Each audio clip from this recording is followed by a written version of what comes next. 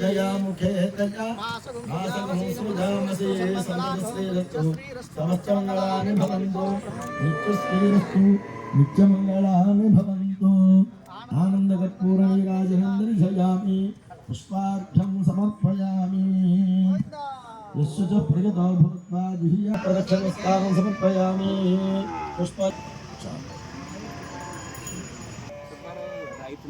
So ఇందులో కట్టు నిలబడిపోవడం అంటే ఏముండదండి, గుడ్డు విడుదలవడం అనేది ఉండదు. సో డైరెక్ట్గా ఎంబ్రియోని పెట్టడం జరిగింది. సో మన జిల్లాలో మొట్టమొదటి దూడ ఇది.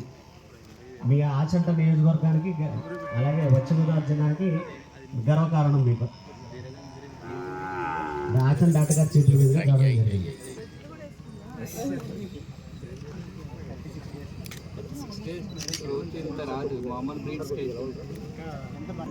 ఇది ఇందులో సాధారణంగా మీరు ఎర్ర ఇంజక్షన్ కోసం లేకపోతే పోతు దగ్గరికి తీసుకెళ్తూ ఉంటారు. మనమేమో మగ సంబంధమైన పెడతా ఉంటాం, స్పెర్మటోజోవా, అందులో అండం విడుదల అవుతుంది. ఇందులో అది ఏమి ఉండదండి, డైరెక్ట్గా రెండు కలిపింది పెడతారు.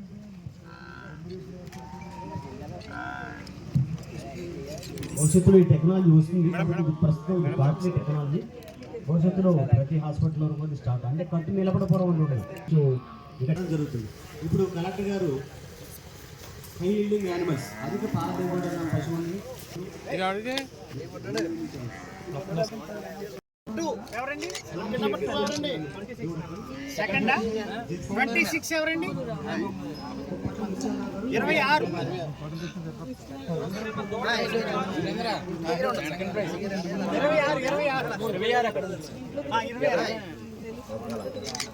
మాకు ఒక ఫ్రెండ్ ఉన్నారు.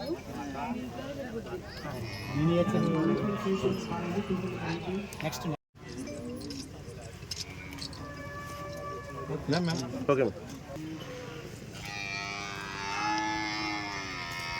మన నుంచి గోమాత గ్రామాలు పెద్ద భోజనాలు కూడా పెట్టారు, భారీ ఎత్తున్నాయి.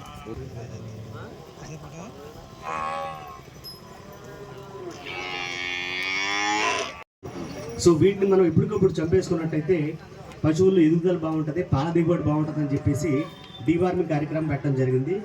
మందులు కూడా తీసుకొచ్చాం, 10,000 రూపాయల మందులు, ఓన్లీ మందులు మాత్రమే ఆల్డా తరఫున తీసుకొచ్చాం. దయచేసి అవన్నీ తీసుకుని వెళ్ళాల్సిందిగా కోరుతున్నాం.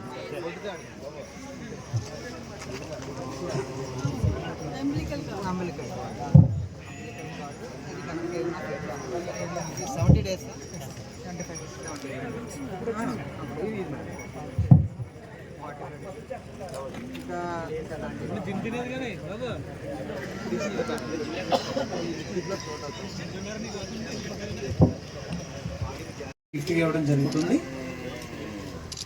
సెకండ్ ప్రైజ్ గా తమ్మినేని పృథ్వీ కుమార్ గారు హై ఈల్డింగ్ బఫెల్లో కూడా వీరిగా మేడం రోజుకి 16 లీటర్ల పాలు ఇచ్చే ముర్రా కూడా వీరికి కూడా మెడికల్ హ్యాంపర్, అది గోమార్లు అనమాట, ఎక్టో పారాసైట్స్ అన్న.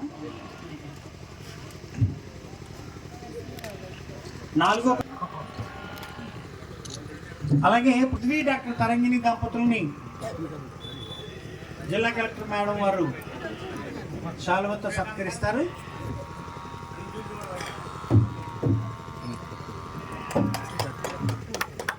అందరూ కరతాల ధ్వనులతో అభినందిద్దాం.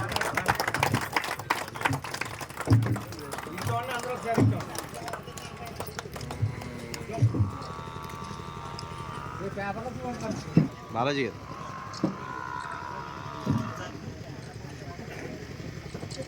ఇప్పుడు చాలా రేట్ ఎక్కువ పెరిగిపోయింది. అట్లనే ఇది వరకు లాస్ట్ ఇయర్ 2014 టు 2019 మాకు ఫీడ్ వచ్చేది మేడం. ఆ ఫీడ్ ఒకటి మీరు ఏమైనా సబ్సిడీలో రైతులకు అందిపించేలా బాగుంటుంది. నెక్స్ట్ ఏంటంటే మాకు యానిమల్ హస్బెండరీ అసిస్టెంట్ మన ఈయన ఫణికుమార్ గారు చేసే సేవ మాత్రం అభినందనీయం. చాలా బాగా చేస్తారు మేడం. అసలు ఆయన చేసినట్టు మీకు ఏ డాక్టర్ని చూడలేదు. ఎప్పుడైనా సరే 108 అనే లేట్గా వస్తుందేమో కానీ దానికన్నా ముందు ఆయన వచ్చేస్తాడు. సో ఆయన గురించి ప్రత్యేకంగా చెప్పాల్సిన అభినందించుకోవాలి. అలాంటి డాక్టర్ని మాకు వేసినందుకు మాకు మీ అధికారులు వాళ్ళని నిర్మించినందుకు మేము అందరం కూడా ధన్యవాదాలు తెలియజేసుకుంటా ఉన్నాం.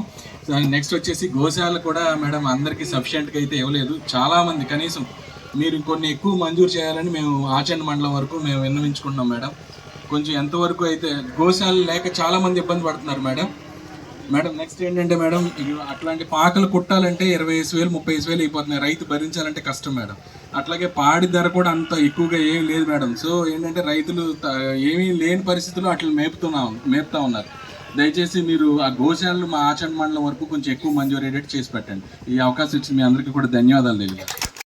కూడా మన మధ్యలోకి వచ్చి చక్కగా దూడల్ని పరిశీలించి ఆవిడ యొక్క అధికారంలో ఉన్నాను అని హుందాతనం లేకోకుండా మనలో ఒక ఫ్యామిలీ మెంబర్గా ఆవిడ మరి దూడల్ని పరిశీలించినప్పుడు నాకు చాలా సంతోషం వేసింది. మరి మేడం గారికి కూడా మరొకసారి ధన్యవాదాలు తెలియజేసుకుంటున్నాను. ఈ ప్రోగ్రాంలో పాల్గొన్న ప్రతి ఒక్క రైతులు కూడా మరి ప్రభుత్వం ఇచ్చే యొక్క ఈ పశువుల్ని మెడిసిన్స్ అయితే ఏదైతే ఉందో ఇప్పుడు చెప్పారు, ఏంటి పేడ బ్లడ్ కూడా టెస్ట్ చేస్తున్నామని చెప్పారు. చాలా మంచి అవకాశం. ప్రతి విషయాన్ని కూడా మనకు ప్రభుత్వం ఇచ్చింది కాబట్టి మీరు డబ్బులు ఖర్చు పెట్టకోకుండా మీరు ఈ టయాన్ని మీరు వినియోగించుకుని పశువుల్ని చక్కగా చూసుకోవాలని మరి అలాగే తెలియజేస్తున్నాను. రైతు సోదరులందరికీ కూడా మరొకసారి ధన్యవాదాలు. ఎందుకంటే సర్పంచ్ గారు, శ్రీమతి కోట సరోజిని గారు, తర్వాత ఎంపీపీ గారు, పృథ్వీ కుమార్ గారు, animal husbandry joint director Muralikrishna గారు, తర్వాత ఇతర పెద్దలు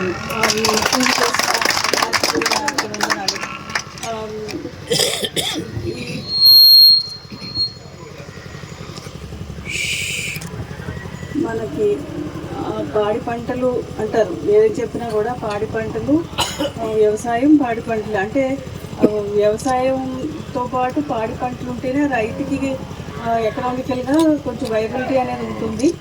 బట్ ఆ వాటి మీద, పశువుల మీద, మూగ ప్రాణుల మీద, ఆవులు, గేదెలు, గొర్రెలు, కోళ్ళు ఎంతో ప్రేమ ఉంటే కానీ వాటిని సాకడం అనేది చాలా కష్టం. ఇక్కడ రైతుల్ని, వాటి మీద ఉన్న ప్రేమ, అందరం కూడా రైతులు, మొదటి నుంచి అందరూ రైతుల ఫ్యామిలీస్ నుంచి వచ్చిన వాళ్ళని.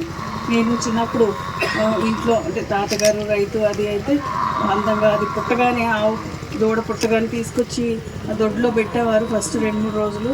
అది చాలా మధురమైన జ్ఞాపకంగా చిన్నప్పుడు గుర్తుండింది.